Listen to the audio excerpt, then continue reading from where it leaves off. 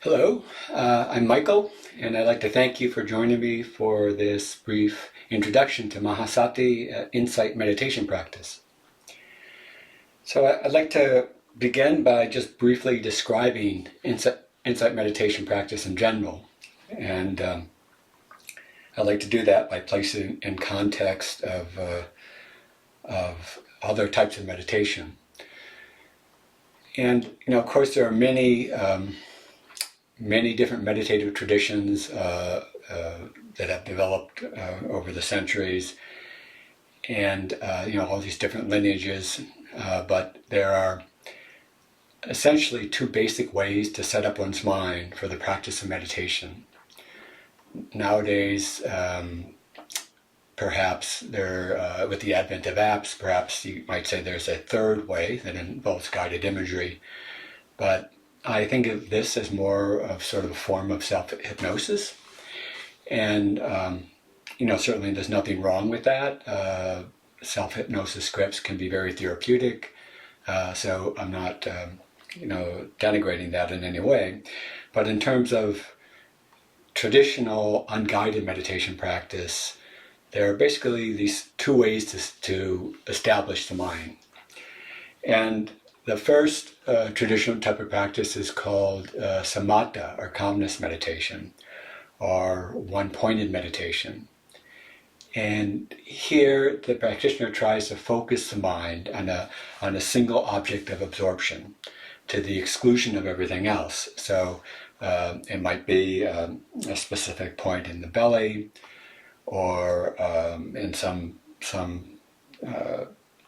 techniques use a image of a candle flame, or in some Buddhist tradition, concentration traditions, they'll use a colored disc on the ground called kasina, or it could be a mantra, something that you repeat over and over again. But the goal is to repeatedly bring the mind to this one object, to the exclusion of everything else. So just sort of absorbing the mind into this one object. And that produces calmness. So sometimes it's called calmness meditation. But it's a bit like, tying a wild horse up to a post. It's going to buck around like crazy for a while, but eventually it's going to lie down. And that's what the mind does as well. So when we choose a specific object just to absorb the mind in and let everything else go, it might take a bit of time for that wild horse to say, okay, I guess that's what we're doing now. But eventually it'll sort of lie down and be still. The limitation, though, of this type of practice is a horse that needs to remain tied to a post is not very useful. And as soon as you untie it, it just runs off into the hills again because it's still a wild horse. So in many traditions, samatha practice is seen as sort of a preliminary practice, as it doesn't get to the heart of the problem, which is that the horse is wild and just does whatever it wants when it's not restrained. The other principal way to set up the mind in meditation doesn't involve focusing on one thing or excluding anything from awareness, but instead uses mindfulness to be present with whatever is happening in one's body and mind. This type of practice is called vipassanā, or insight practice. It's a mindfulness-based practice. And what we mean by mindfulness, just to make sure we're on the same page with that, it means paying attention to what's occurring in one's body and mind in the present moment, non-judgmentally.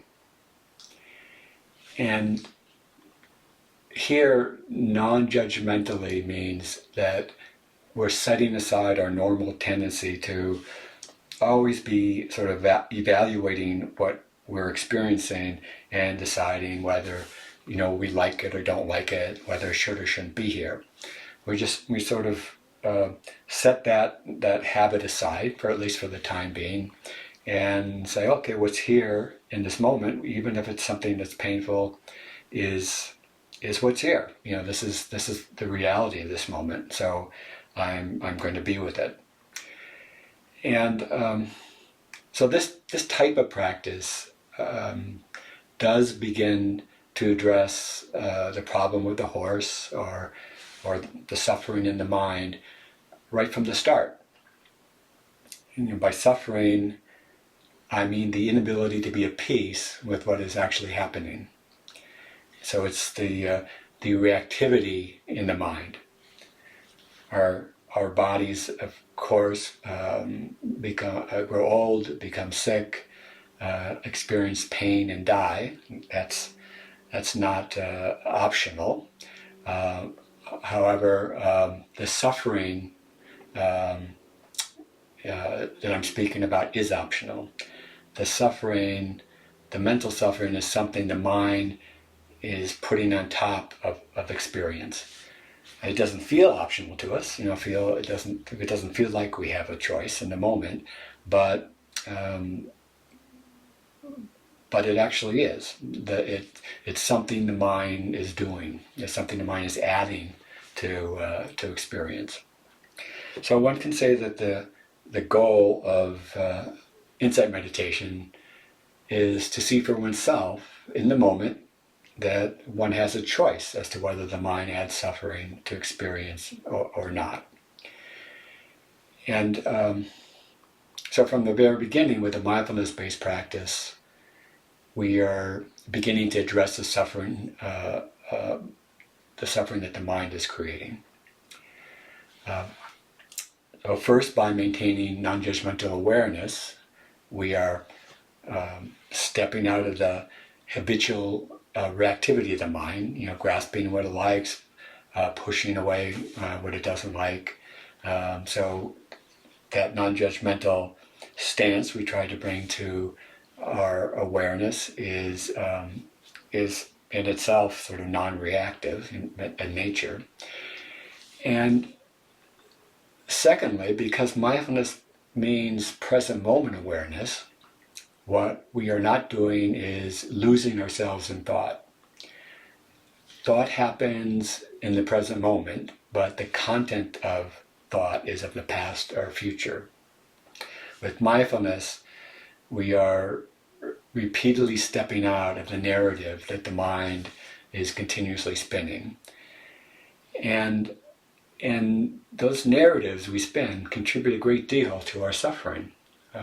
For example, they can turn a moment of sadness into depression through the process of rumination.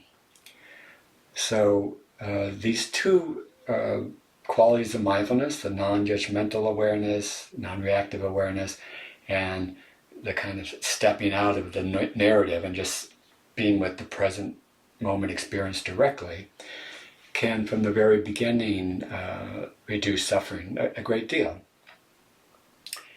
And if we're diligent with our practice, we can begin to see our own body and mind very clearly. We can start to see our body and mind in a very different light that can allow us to also put an end to not just our reactivity, but our existential suffering as well.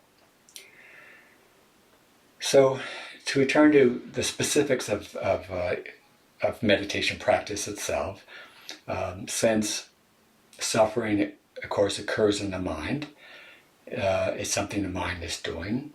Theoretically, I could say that you should just watch your mind.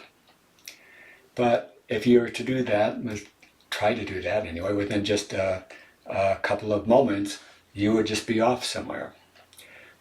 So we need a method or technique to help us observe the mind without suppressing it or getting lost in it.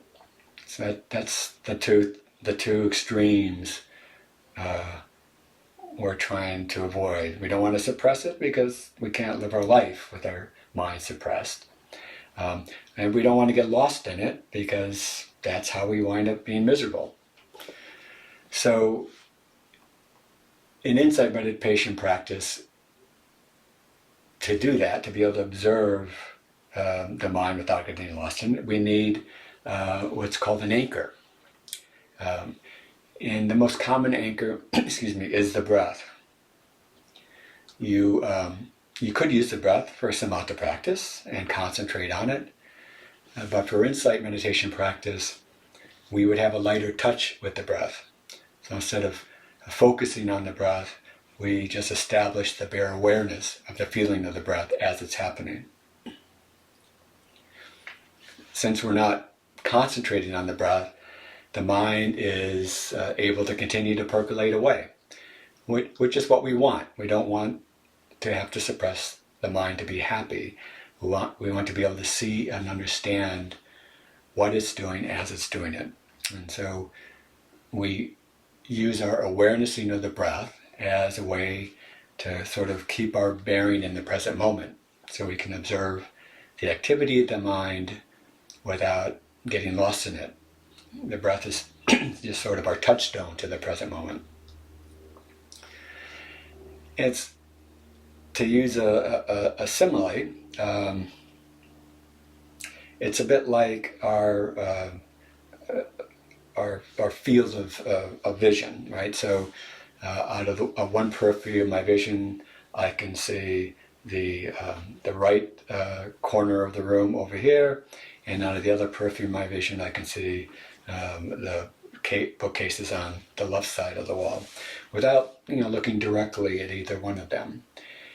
And in the same way, we can sort of do that with the mind's eye. Out of one corner of the mind's eye, I see the body breathing. I'm aware of the feeling of the body breathing as it's happening in the present moment.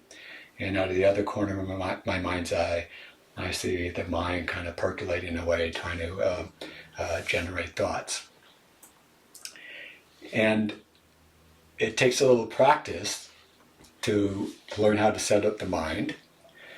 But what we're aiming to do is, again, to maintain some awareness of the anchor, in this case the breathing, but also see the activity of the mind. It's always doing something. There's incipient thoughts happening, there's perceptions happening, there's feelings are bubbling away from moment to moment.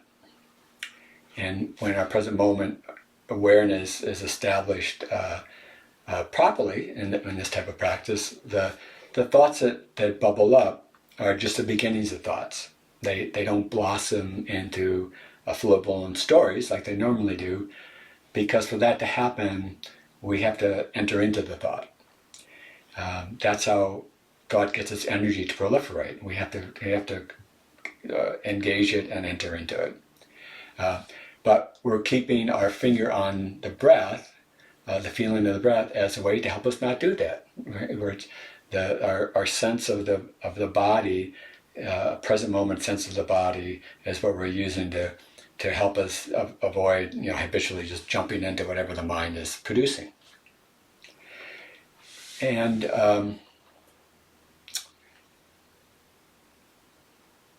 if we don't engage with it, if we don't engage with the thoughts that are bubbling up, then they disappear. And this, knowing this, for yourself, or experiencing this for yourself, that I have this ability to see, to watch the activity that's happening in the body and mind, and withhold myself from kind of jumping into the storyline, is huge. It makes a huge difference in our ability to live life happily, and with equanimity. And when you see over and over again that these thoughts are coming up, I'm not really choosing. We don't really choose what thought's going to pop into our head. We choose whether we're going to engage it or not. But the initial thought that pops into our head just comes up based on causes and conditions. And if we don't engage it, it disappears. And if we become intimately familiar with this process, we start to truly understand in our bones that thoughts and feelings aren't who I am. The thoughts and feelings I experience are not who I am. They're part of my present moment experience, but they don't define me as Michael.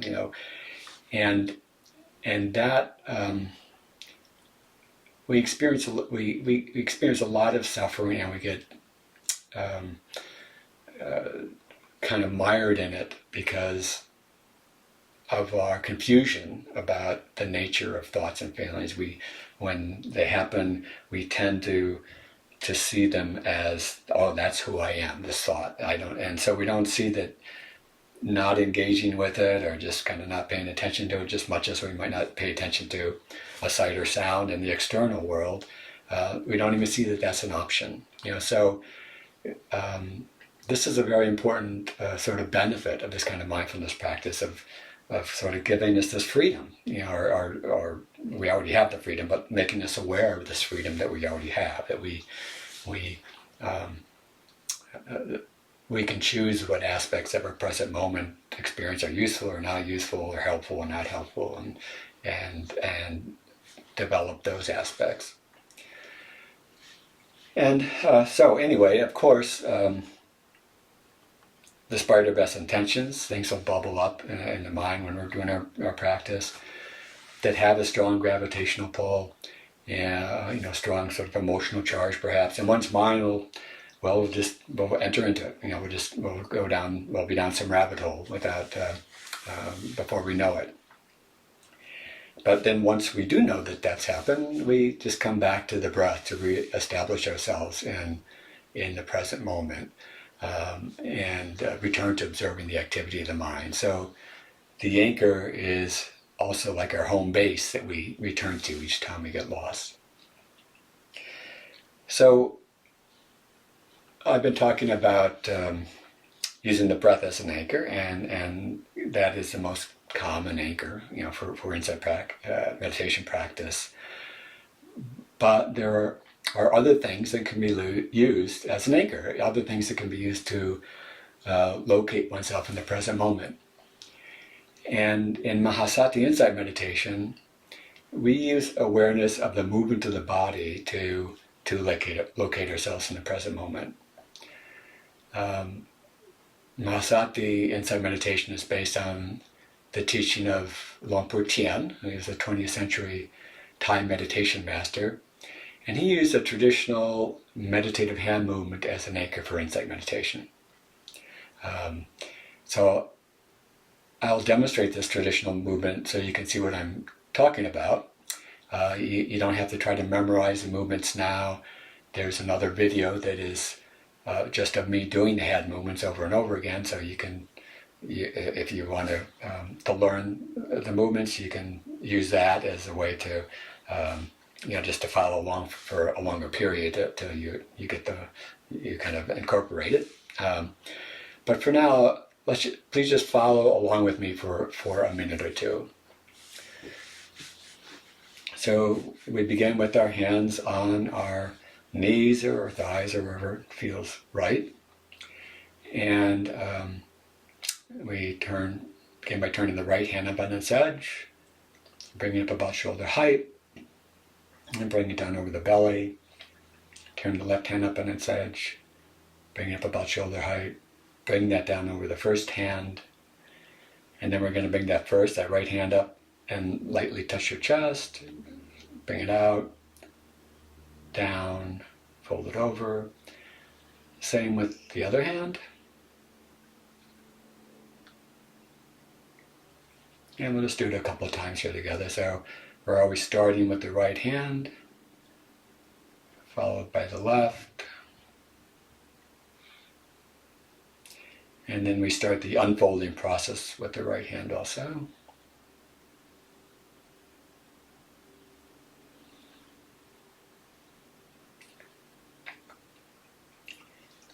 And we're doing this one movement at a time. So there's a slight pause between each movement. It's not just a continual flow. And the eyes are generally open, or you don't, it's okay to close them sometimes, but the idea is we're not making meditation practice or the cultivation of mindfulness contingent on us having the eyes closed. And we just let the body breathe however it wants to breathe. We don't pay attention to the breath. Let the body breathe as it wants.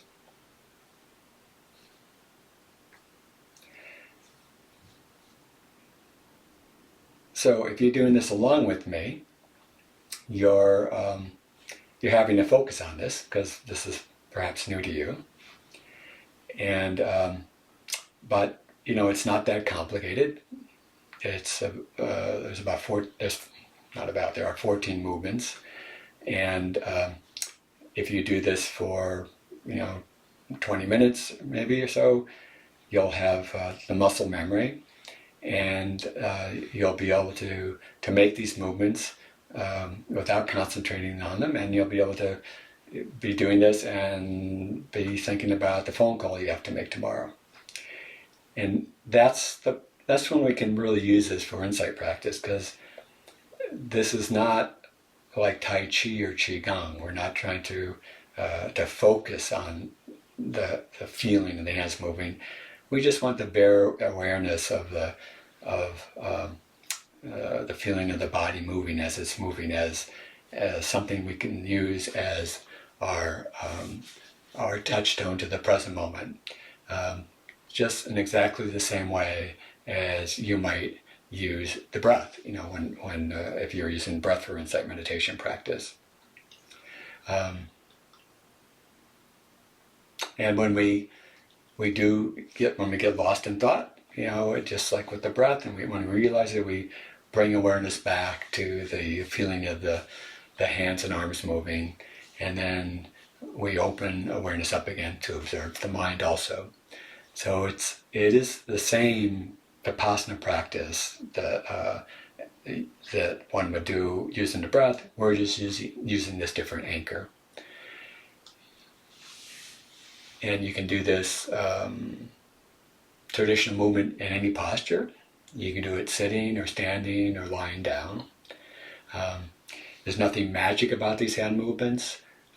They're just traditional movements that we don't have to think about once we learn them. So we kind of teach ourselves this pattern that we can just have the body doing, and use that as our anchor to be able to maintain sort of present moment awareness of the mind and the body. This insight meditation practice does have some advantages over the breath, in my view. One is that because the body is moving and the eyes are open, the mind is in general more alert than perhaps it might be if we were sitting still and closing our eyes. And being alert is important in vipassana practice or insight practice. Once meditation practice is about sitting still, closing one's eyes, focusing on the breath, it can be very easy for it just to become sort of this going to a very pleasant but dull, zoned out place, which is fine. It can be therapeutic. It can be a nice sort of mental mini vacation for the mind, but it's kind of a dead end.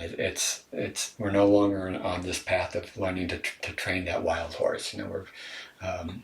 We're just giving it a rest, so to speak. And so we want the mind to be alert to really learn how to observe and clearly know what's happening in the body and mind. And certainly you can be alert like this, there's no doubt about it, but it's just, as a generalization, it's just easier when the eyes are open and the body's moving. And also it's how we live our life, with the body moving, the eyes open. We don't do this, of course, in daily life, but we live our daily life moving through the world and experiencing contact through the sense doors. So if we learn to practice in this way, with the body moving and the eyes open, it's much easier to bring our meditation into daily life. There's less tendency to sort of compartmentalize meditation as something we do on our meditation chair or cushion and then lose ourselves the rest of the day. So it allows us to have continuity with our insight practice, even after we get up from the cushion or chair. And continuity is one of the most important factors for progress in vipassana practice. So I also want to briefly talk, just to finish up our video here, about practice at our centers. So we also do walking meditation at our centers. Walking meditation is very simple. I don't really have the camera set up to demonstrate it, but it's just walking. The basic form recommendation is to hold the hands still somehow, so you can hold them together in front or behind you, clasp them behind you, or you can fold your hands, or you can put your hands in your pocket. But the idea is not to have them just kind of swinging back and forth. And the traditional way to do insight practice, particularly in Southeast Asia, where this practice comes from, is to go back and forth in a straight line of, say, 8 to 12 paces. The monks would clear a path between two trees and walk back and forth for their walking meditation. In different traditions, it's done at different paces. In Zen, it might be done very slowly, but with a little more concentration involved. But in the insight practices, it's usually done in a more natural pace. So maybe just a little bit slower than I might normally walk. But not super slow. And the idea is the same as what we were speaking about with the hand movements. Instead of using the feeling of the arms moving as our anchor, we're aware of the feeling of the legs and feet moving. And at some centers, practice can be very regimented. And many centers here, practice is very regimented. Everybody sits and for an hour or something, and then the leader will ring the bell and everybody gets up and walks, does walking meditation, and they ring a bell again, everybody comes back and sits. And that's a valid practice for sure, to learn to sort of just sit through what's happening. But at our centers, the tradition has always been that people decide for themselves if they want to do walking meditation or sitting meditation. So if you're doing sitting meditation and you're drowsy and it's kind of nodding off, or you're antsy, then you can get up and do walking meditation. And if you're doing walking meditation and the mind is scattered, then come back and do the sitting meditation. So the rigor is not in making yourself sort of endure something, but in having continuity of awareness throughout your practice. So if you're sitting and you notice that, I'm going to feel lethargic here, or there's some torpor happening in the mind, then there's a thought, maybe I should get up and do walking meditation. And then there's the mind telling the body to get up and walk. The rigor of the practice is observing this whole process. So I hope you'll give this practice a try, and that you do make it to one of our centers. When you come, please introduce yourself to who's ever leading the class, and please don't be shy about asking questions.